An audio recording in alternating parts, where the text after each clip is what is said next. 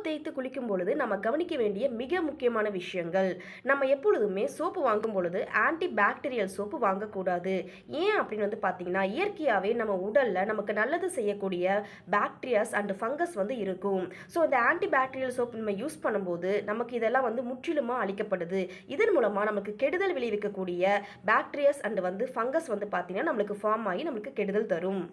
மிக முக்கியமா அதிக மணமுள்ள சோப் மற்றும் ஷோவர் ஜெல்லை நம்ம அவாய்ட் பண்ணிக்கணும். ஏன் அப்படின்னா இதில் அதிக மணத்துக்காக அவங்க பலவித ரசாயனங்களை ஆட் பண்ணுவாங்க. இது நம்மளுக்கு ஸ்கின் இரிட்டேஷன் போன்ற உபாதைகளை உருவாக்கும். நம்ம உடல்ல எந்த பாகங்கள்ல சோப்பு தேய்த்து குளிக்கணும் அன்றாடம் அப்படின்னு பார்த்தீங்க அப்படின்னா, நம்மளுடைய முகம், கை, கால்கள், சென்டர் ஆஃப் தைஸ், அக்குள் இந்த பகுதிகளில் மட்டும் பார்த்தீங்கன்னா டெய்லியும் நம்ம சோப்பு தேய்ச்சி குளிச்சா போதும்.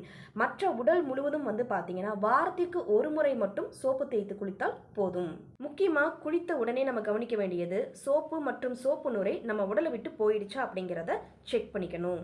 நன்றி.